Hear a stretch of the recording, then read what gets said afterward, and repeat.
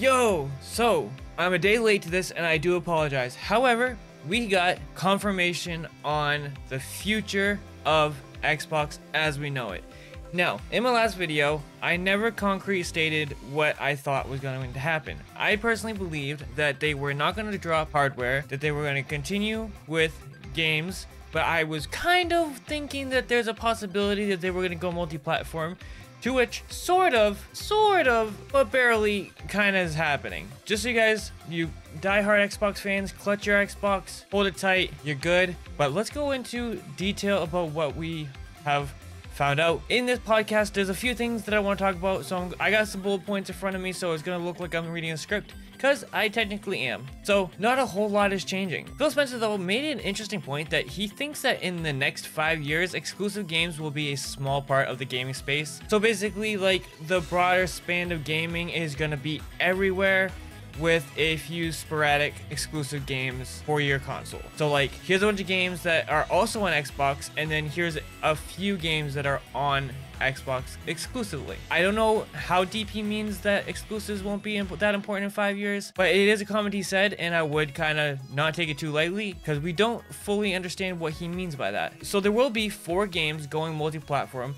They feel like growing the player base for certain games is more beneficial to the game than holding it down exclusively. To which I do agree with that sentiment. Some games are just better off having more people to get their hands on it. They didn't say what 4 games, and they did say though that it is not Indiana Jones or Starfield like a lot of people thought it would be. I wasn't sure. I was basically in the camp of I don't know, but I don't see it not being possible that Starfield goes to other consoles, but I didn't think that it was a definite thing. Now, they did give us a little bit of insight on the 4 games. There's 2 community-driven games and 2 small games. I personally believe that Hi-Fi Rush and Sea of Thieves will be 2 of them, but I'm not sure what I think the other 2 will be. Now, here's one big thing that they mentioned. They said all Xbox games will be on Xbox, and Game Pass will only be on Xbox, and Xbox games will be on Xbox Game Pass day 1.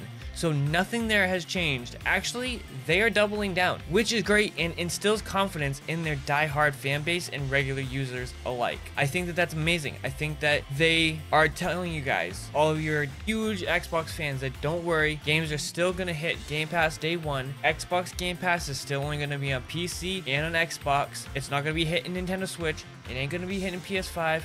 None of that. It's gonna stay the same. They're doubling down on that situation. Now, one thing that they are also doubling down on is cross-platform between PC and Xbox. They're doubling down on cross-save and cross-play between platforms like PC and Xbox. Me personally, I use cross-play on a lot of games. I love cross-play and cross-save.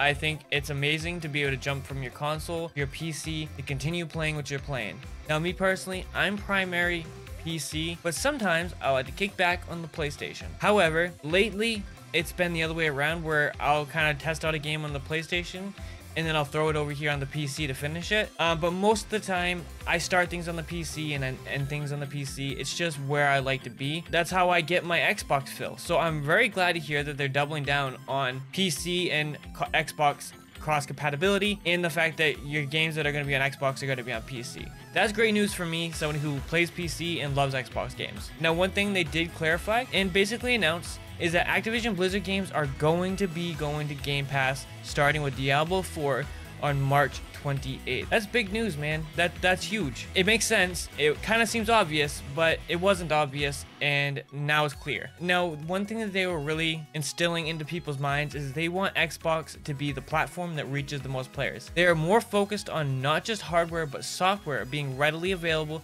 to the most hands, and they want to continue to be the biggest publisher on all platforms, which I felt was a bit of a stretch using already available games from prior third-party devs that they later purchased. So they're saying that they're the biggest publisher on all platforms by using the portfolio that they purchased as we're the biggest publisher. Bit of a stretch. I get it, guys. I get what you mean, and I'm cool with it. Now, this section is their growth strategy. So Phil Spencer made a point that even though 2023 was considered the best year in gaming, it was also a year of no growth, which in turn caused a lot of layoffs and job losses. And I think he's right. I kind of agree that yes, 2023 was a huge year in gaming, to which sadly I missed out on a bunch of games that came out. I'm still catching up, but also on the darker side of the fence, a lot of layoffs happened. A lot of studios shut down, a lot of people left studios, big people leaving big studios closing down or losing a lot of devs. This was like one of the biggest years of layoffs and door shutting than we've ever seen. So yes, biggest year in gaming, but also one of the hardest years in gaming. They hope to have a platform that developers can grow and be profitable and successful, and I'm not sure about that. I feel full third-party cross-platform would be the highest profits, but I could be completely wrong about that. I don't know how the industry works to that extent. I'm just going by as a consumer and somebody who kind of has their eye on the industry. Not quite sure how being an Xbox dev would be the most profitable decision, but he's saying that they wanted to be the most profitable and the most successful. So let's see if he's right. Now, they say that they are more successful now than ever and want to lean into their current strategy of cross-play, cross-progression, Game Pass, and Xbox. Great to hear. A lot of people on Xbox, again, love to hear that. I don't want to see Xbox go, man. I want to see Xbox thrive because I don't want just two or one console manufacturer running the whole thing. Now, a couple of people made a good point. We kind of already have a monopoly because we have only 3 people in the race, and they all get to dictate how things go. You know, like the $70 uplift in the price, weird pricing on online play, which, first of all, playing online shouldn't cost anything, in my opinion, but that's a whole nother conversation. However, we do already have a monopoly, you know, crazy high, skyrocketing prices on things, 3 people making decisions for all of gaming. It is kind of a monopoly already, but still, I'd rather have 3 than 2, and I'd definitely rather have 3 than 1. Please, Xbox, keep doing what you're doing. I know that you guys are losing to PlayStation 2-1, but don't let that get you down. They feel that the hardware is the best way to experience their games, which of course they're going to say that. They make Xbox. They want to tell you that it's the best way to experience games. This, however, proves that they have no plans to stop hardware, and even said that they are announcing exciting stuff in hardware this holiday. Yikes.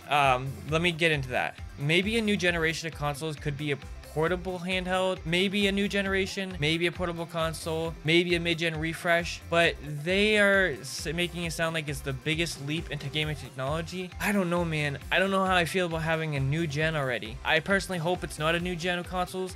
I feel this gen is not nearly over, and many people still don't have current gen consoles, and still, because of lack of availability and financial restraints, I just don't think that it's time yet, man. Mid-gen refresh, sure.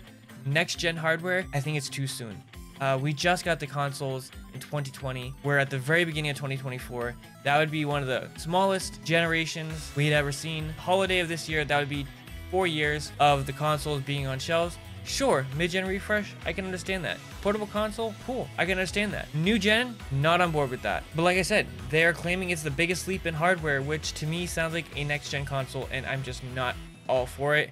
But what I am all for, they mentioned backwards compatibility, which I hope they put more effort into it, because game preservation is so important. So many games getting tossed to the wayside, being lost in history, and so many games that weren't preserved, and not being able to play old games on new consoles. Some old consoles can die, and then you don't have an old console to play the old games. Some old games are just impossible to get their hands on because there's only a few left. That's why emulation, in my opinion, is not a bad thing. Yeah, I know that technically it is not okay. I'm not suggesting you should emulate games unless you own a copy of a game. Preservation is so important. Gaming is one of the mediums where things just get lost in time. There's not many other mediums where you lose so much product in history. Let's send this off. They end off on a sentimental note and basically make sure to, again, reinforce the fact that Xbox is not going anywhere, and they want to continue to put work into it and grow and keep a community of happy players and a wider net of how to get players in the door with cross-play, cross-save, and releasing some games on other platforms. So no, Xbox is not all doom and gloom. No, Xbox is not leaving the console race. No, they're not going multi-platform, sorta. No, all of these crazy speculations that everyone was having, they're like, listen guys, calm down, chill out, we good. We out here still making consoles. We out here still making strides to be a better platform. We out here trying to be the best platform for you Xbox lovers. No worries. And you know what? I think that's awesome. I think that's great. Like I said, I play a lot of Xbox games. Yes, I do play it on PC. Hey, that's still Windows. Microsoft, I'm still supporting you, brother. But no, for real though, it's really nice to hear. But that's all I really had to say. I'm glad to hear all this, and I wanted to get the news out to you guys, to which I know I'm a day late, so you probably already knew all this. So now you just get my opinion on the situation. Anyway, guys, peace out. Have a good one.